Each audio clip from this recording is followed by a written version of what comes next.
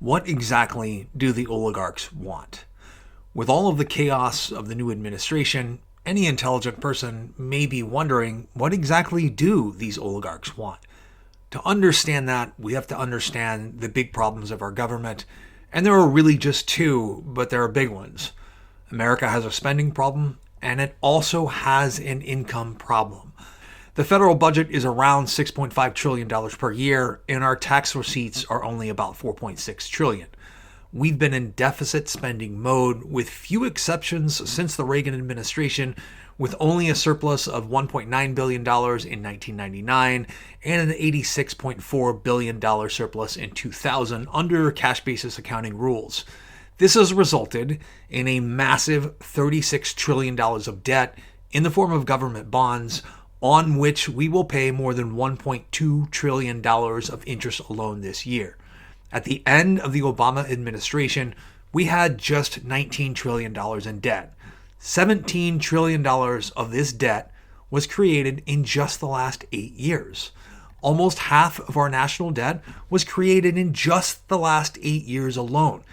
Since 2017, the Treasury has seen tax receipts grow from $3.3 trillion to just $4.6 trillion annually, while at the same time, our national spending has gone from $3.9 trillion, which wasn't that far away from what we collected in taxes, to an estimated $6.5 trillion annually. A huge reason that we've seen slow increases in revenue was the 2017 Tax Cuts and Jobs Act.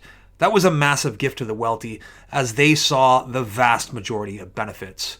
Somebody has to take the credit card away.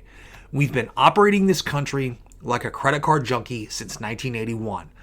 The hard truth, the cold facts, are that not only does America spend too much, we can't convince the population to pay for all of our nice things, so the oligarchy is resorting to just lying about how to solve this problem. The oligarchy has deliberately scapegoated large portions of the population who live in this country to get out the vote. It's spinning out of control, and it may be impossible to resolve this without mass violence. This is unsustainable, and it must end, and there are only three ways to do it. We can cut spending, we can raise taxes, or we can do a combination of both. That's it. These are your only ethical solutions. The 2017 Tax Cuts and Jobs Act expires this year. The wealthy will see a huge increase in taxes if this is allowed to expire. The goal of the oligarchy is to solve this massive revenue and spending problem by preserving the 2017 tax cuts and transferring the burden of taxation to the working class through a consumption tax, which is exactly what all this talk about tariffs is. My massively unpopular take is that this will not be enough. The right thing to do, the smart thing to do, is to immediately raise revenues high enough to balance the budget, allow our debt to roll off the balance sheet as it comes due, and be responsible. In other words, do the right thing, live up to our word, pay our debts, and act like responsible adults. After raising taxes, we should start to significantly reduce the budget over time in a smart way that matches our tax receipts. To do that, we must allow the 2017 tax cuts to expire, and we must eliminate some of the tax credits on the working class that were used to buy votes so that everybody in this country ends up paying something for the burden of running the federal government. The problem with America is that it's almost impossible to convince the wealthy that they need to pay their fair share. It's equally impossible to convince the working class that a huge percentage of them aren't paying anything at all in terms of federal income tax, and that has to change. So the oligarchy has resorted to simply lying to you about the source of our problems. Government spending and under-taxation is an everyone problem and is not the fault of any one group of people. It does leave a small population of very vocal, high-income W-2 employees who think that they are oligarchy adjacent, paying a massive percentage of their income in taxes, while the actual real wealthy people pay a very small percentage of their income in taxes, and more than half of the working class doesn't pay at all and actually gets a welfare check disguised as a tax credit. You want proof? That's coming later in the video, where I'll show you exactly how a large portion of people in this country just aren't contributing. We have a giant hole in our tax code that was created just to buy boomer votes. Boomers like the cool stuff the government offers, but they don't like paying for it. All of this debt started in 1981 when baby boomers became the majority of the electorate and started consistently voting for people who promised that they would not have to pay taxes for the massive social benefits that their parents, the greatest generation, happily funded at much higher tax rates than we pay today. This didn't just happen at the national level. More importantly, it happened at state and local levels as well. Americans somehow got the notion in their heads that they can live in a modern society full of educational opportunities, well-maintained infrastructure, and job opportunities without paying for all of the things that make a modern society possible. This has resulted in the slow decline of an education system that was once the envy of the world, greater dependence of state governments on federal support, the inability for states and municipalities to maintain their infrastructure, and an explosion of student debt as state funding of universities declined. So how do we fix this? Now, let me remind you, I did say that I have very unpopular opinions. First, we have to acknowledge a massive issue when it comes to raising revenue. I am all for taxing the wealthy and corporations, don't get me wrong, but I also know from my brief time as a fundraiser for a nonprofit that this alone is not going to solve our problems. It's far more effective to raise a lot of money quickly by getting a little bit from a lot of people than it is to raise money by targeting large amounts from a few people. In 2024, the median household income was estimated to be $80,610. Now, a lot of people don't understand what median means. It doesn't mean average income. Median income means that half of all households in America earn more than $80,610 per year, and half of all households earn less than $80,610 per year. So let's look at how American households are taxed using a simple tax calculator using median income. I'm going to look at how a single individual is taxed, a married couple is taxed, and a married couple with 2 children is taxed. And you're going to see a massive difference in the contribution that each household makes to funding our government. This isn't a moral judgment on these families. This is an acknowledgement of facts and reality. It's going to piss a lot of people off, but it's just reality. Very few people will actually believe me, but folks, it's literally just math. So the first one we're going to look at is the household that I think actually gets hosed under our tax system, and that's the single individual. So for the purposes of this video, I assume that no taxes were collected during the year. So we're looking at the total amount tax owed for someone who's single that earns $80,610. That total tax owed is $9,575. The deductions that the single individual would get is $14,600. There's no child tax credit, no earned income tax credit because they're over the limit.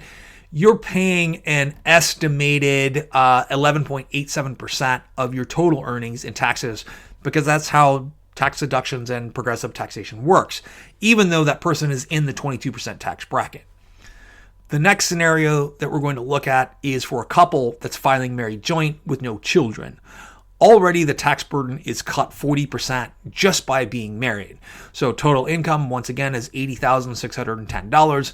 This time, that deduction is $29,200 for 2 individuals. Taxable income is only $51,410. The taxes that they're going to owe because they doubled their deduction is $5,705. The marginal tax rate, because they're a married couple, is 12%. Next, we have a married couple with 2 children earning median income.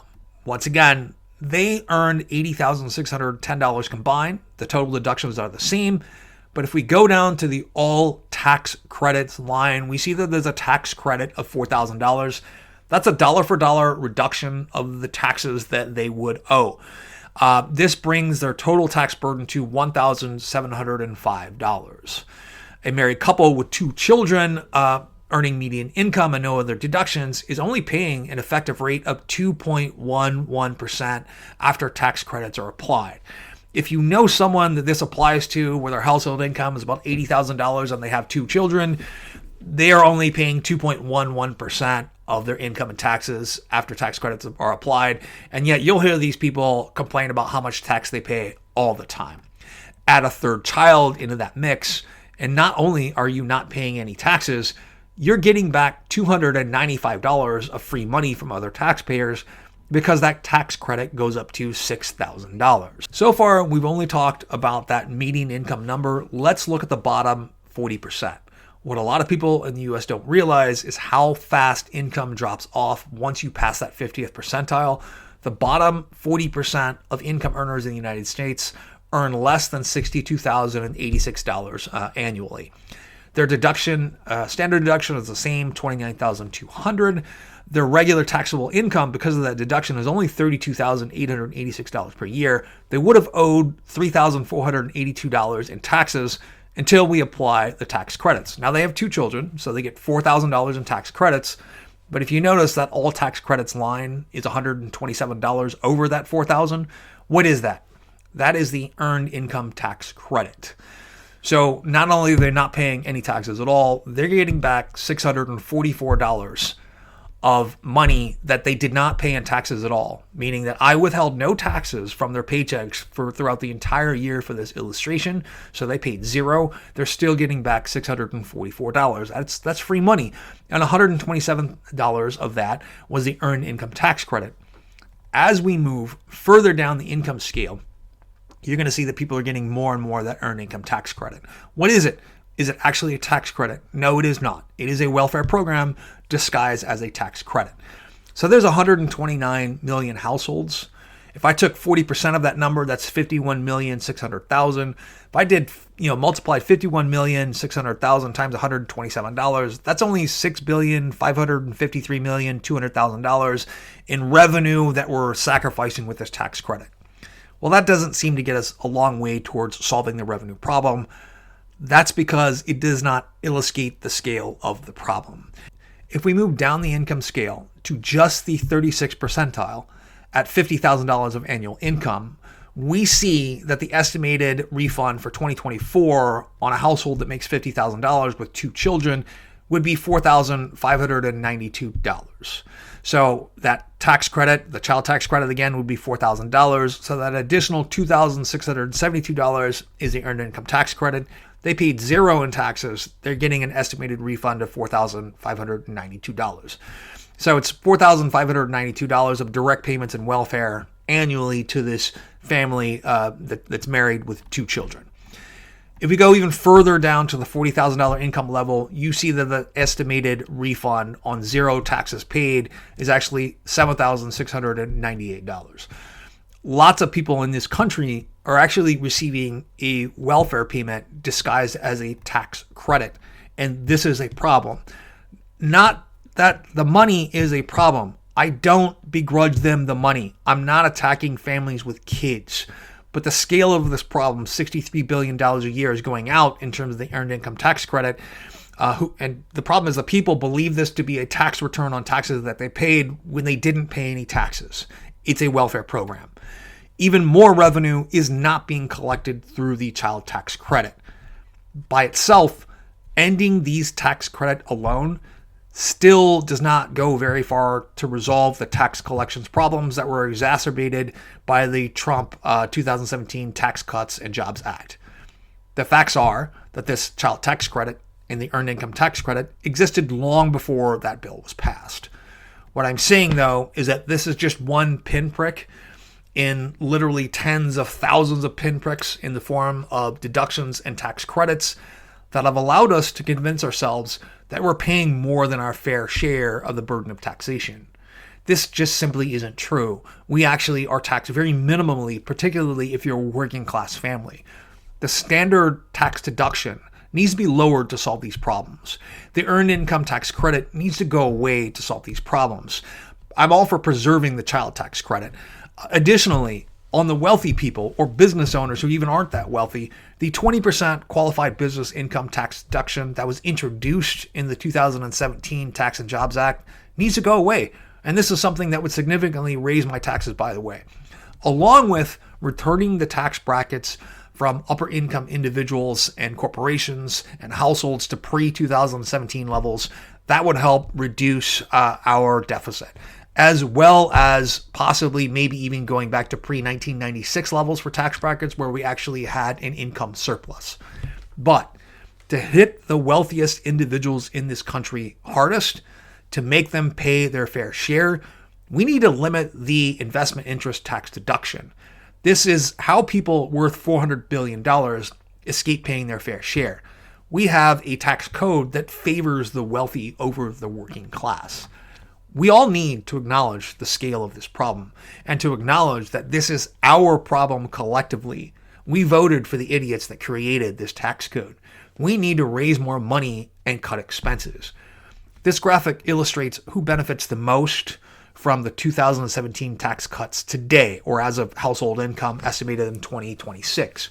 If you look under $75,000, people are getting an average $329 tax return or tax credit as a result of these tax cuts from 2017. But if you make over $4.5 million, you're getting back $175,710. The vast majority of this benefit went to the wealthy, with people making $420,000 or more seeing the lion's share of benefit. The ruling class, our billionaire oligarchy, thinks that they know best. Their fondest desire is to preserve the 2017 tax cuts from which they benefited massively, and to shift the burden of this problem to you, the working class. Tariffs are a tax on the end user of imported goods. This is a consumption tax. It will disproportionately affect people in the working class. The 2017 tax cuts and the additional tax cuts from the 2020 CARES Act resulted in the largest transfer of wealth from the working class to the rich in maybe all of history, all occurring during the first Trump administration. In fact, back in 2020, I did a video about the business pass-through loss rules in the CARES Act that would allow businesses to carry back losses in 2020 to any year going all the way back to 2015 when tax rates were higher. Nobody cared. I thought that was just outright theft. That video had almost no views, but it was a huge part of the transfer of wealth that allowed individuals and businesses to recover funds that they had already paid in taxes all the way back to 2015. This was a massive transfer of wealth. During the pandemic, the rich took most of the benefits and you got the crumbs. The oligarchy will do anything, tell any lie, scapegoat any group to preserve the 2017 Tax Cuts and Jobs Act and avoid paying their fair share. They are willing to break you to preserve the tax cuts passed by politicians that they bought. We get out of this by doing the hard thing. Freeze federal spending at current levels. Raise taxes immediately. Pay our debts. Make a measured and real effort to cut future deficits by judiciously cutting federal spending. Every government program will need to see cuts, from Social Security to Medicare to the military. Finally, we need to elect leaders who are willing to lose their jobs because they made the hard decisions about what is best for the nation and not best for their billionaire masters. We need to elect men and women of real courage who aren't owned by billionaire donors. Thank you and have a nice day.